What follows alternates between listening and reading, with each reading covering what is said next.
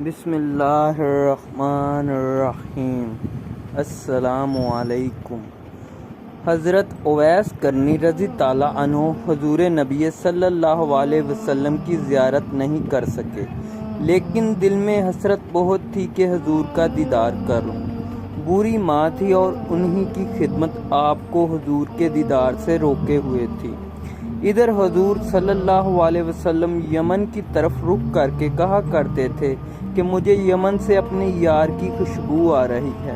ایک صحابی نے کہا، حضور صلی اللہ علیہ وسلم آپ اس سے اتنا پیار کرتے ہیں اور وہ ہے کہ آپ سے ملنے بھی نہیں آئے۔ تو آپ صلی اللہ علیہ وسلم نے فرمایا کہ اس کی بوڑھی اور نابینا ماں ہے جس کی اویس بہت خدمت کرتا ہے اور اپنی بوڑھی ماں کو وہ تنہا چھوڑ کر نہیں آ سکتا۔ آپ صلی اللہ علیہ وسلم نے حضرت عمر رضی تعالیٰ عنہ اور حضرت علی رضی تعالیٰ عنہ سے مخاطب ہوتے ہوئے فرمایا کہ تمہارے دور میں ایک شخص آئے گا جس کا نام ہوگا اویس بن عامر، قد ہوگا درمیانہ، رنگ ہوگا کالا اور جسم پر ایک سفید داغ ہوگا۔ جب وہ آئے تو تم دونوں اس سے دعا کرانا، کیونکہ اویس نے ماں کی ایسی خدمت کی ہے، جب بھی وہ دعا کے لیے ہاتھ اٹھاتا ہے تو اللہ اس کی دعا کبھی رد نہیں کرتا۔ حضرت عمر رضی تعالیٰ عنہ 10 سال خلیفہ رہے اور ہر سال حج کرتے۔ حضرت اویس کرنی کو تلاش کرتے لیکن انہیں اویس نہ ملتے۔ ایک دفعہ حضرت عمر رضی تعالیٰ عنہ سارے حاجیوں کو میدان عرفات میں اکٹھا کر لیا اور کہا کہ تمام حاجی کھڑے ہو جائیں۔ پھر کہا کہ سب بیٹھ جاؤ، صرف یمن والے کھڑے رہو۔ تو سب بیٹھ گئے اور صرف یمن والے کھڑے رہے۔ پھر کہا کہ یمن والے سارے بیٹھ جاؤ، صرف قبیلہ مراد کھڑا رہے۔ پھر کہا مراد والے سب بیٹھ جاؤ، صرف کرن والے کھڑے رہو۔ تو صرف ایک آدمی بچا اور حضرت عمر رضی تعالیٰ عنہ نے کہا کہ تم کرنی ہو؟ تو اس شخص نے کہا ہاں میں کرنی ہوں۔ تو حضرت عمر رضی تعالیٰ عنہ نے کہا کہ اویس کو جانتے ہو؟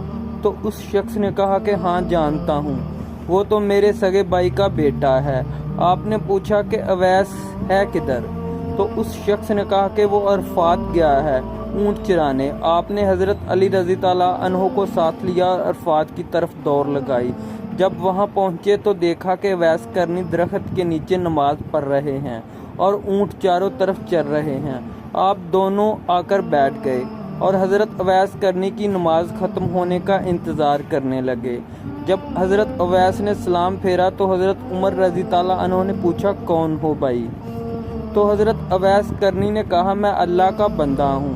تو حضرت عمر رضی تعالیٰ عنہ نے کہا کہ سارے ہی اللہ کے بندے ہیں، لیکن تمہارا نام کیا ہے؟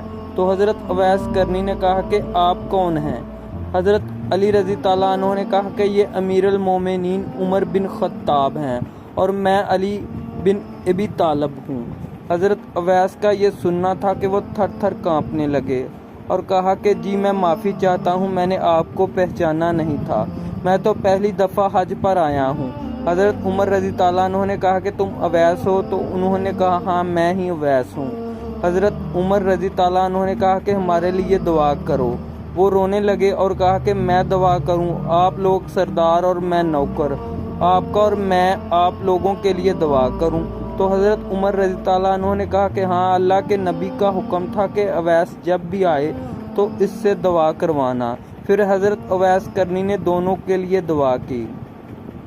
آپ صلی اللہ علیہ وسلم نے فرمایا کہ جب لوگ جنت میں جا رہے ہوں گے تو حضرت اویس کرنی بھی چلیں گے۔ اس وقت اللہ تعالیٰ فرمائیں گے کہ باقیوں کو جانے دو اور اویس کو روک لو۔ اس وقت حضرت اویس کرنی رضی تعالیٰ عنہ پریشان ہو جائیں گے اور کہیں گے کہ اے خدا مجھے دروازے پر کیوں روک لیا گیا؟ تو اللہ تعالیٰ فرمائیں گے پیچھے دیکھو۔ جب پیچھے دیکھیں گے تو پیچھے کروڑوں اربوں تعداد میں جہنمی کھڑے ہوں گے۔ تو اس وقت خدا فرمائیں گے کہ اویس تیری ایک نیکی نے مجھے بہت خوش کیا ہے، ماں کی خدمت۔ تو انگلی کا اشارہ کر، جدھر جدھر تیری انگلی پھرتی جائے گی میں تیرے طفیل ان کو جنت میں داخل کرتا جاؤں گا۔ سبحان اللہ۔